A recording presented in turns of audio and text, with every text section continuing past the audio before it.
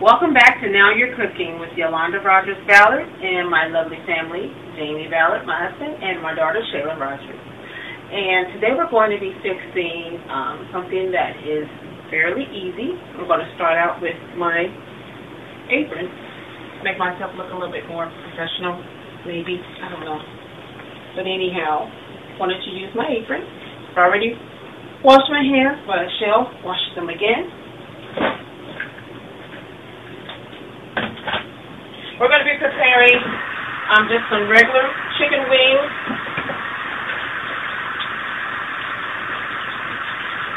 And we're going to bake them in the oven.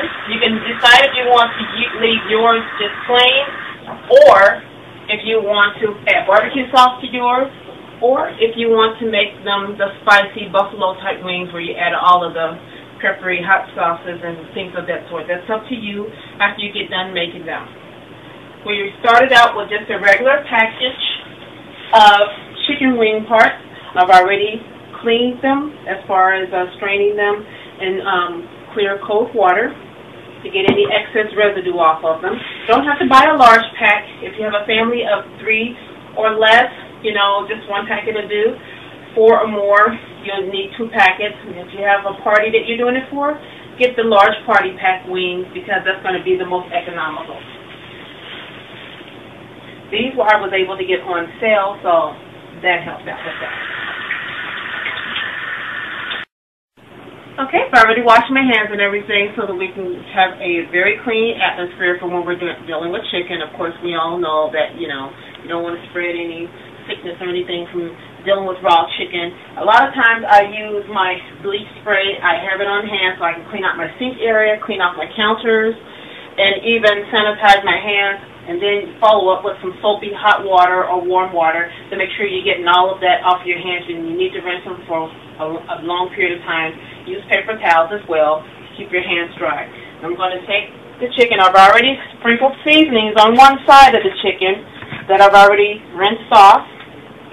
I'm just going to lay them out on my foil pan here. I do use Reynolds Wrap foil. You don't have to use Reynolds Wrap, of course. You can use any foil you have, but it just makes your cleanup easier. I'm going to lay the side down that I already have the seasonings on so that when I sprinkle or coat the other side, I'm not going to double coat what's already been done.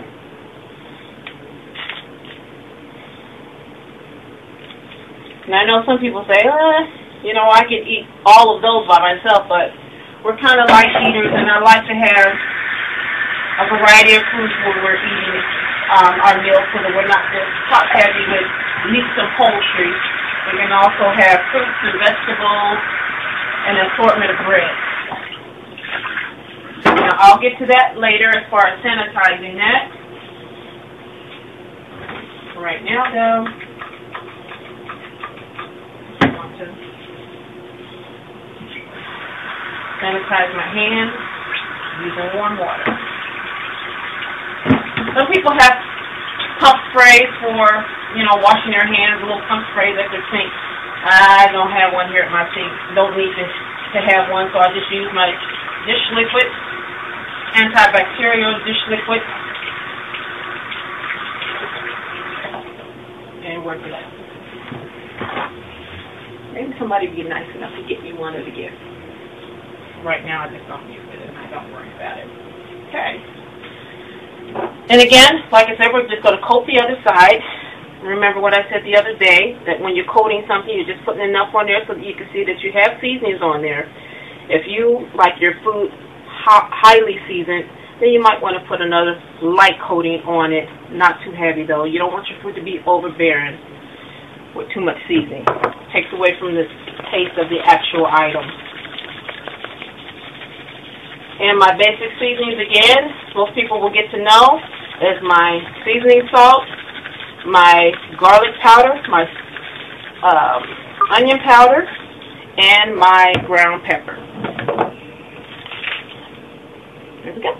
We're going to stick this in the oven. The oven has already been preheated at 350. We're going to bake them until well done or golden brown. Most people like to bake theirs up to 45 minutes to an hour, depending on how well done you want them, and depending on how golden brown you want them.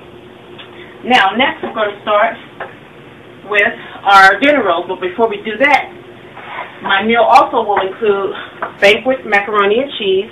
Again, not doing any advertising for Banquet, but we do like their macaroni and cheese. If I don't make it from scratch, this is the macaroni and cheese we prefer to use.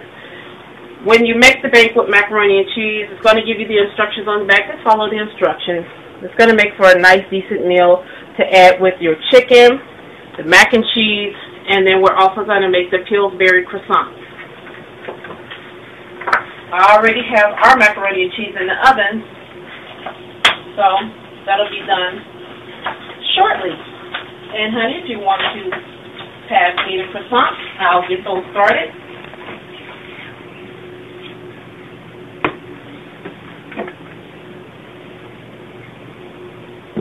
I'm not doing any advertisement for Pillsbury either, but they have some darn good biscuits, rolls, and croissants. Just a regular original recipe croissant. Just crack it like that.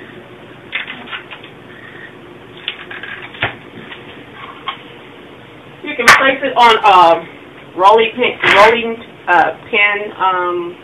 type of board, or you can just place them inside your pans that you're going to use. Okay, and once you find the opening, the line where they have the little perforations there, you want to tear them off gently, start rolling from the long end, pull it out a little bit as you roll them. Most people know how to do their croissants. There you have your croissant shape. Lay that on there and kind of turn it, sort of like a half moon. Even when you have ones like this that are kind of broke or torn apart, you just kind of pat them together.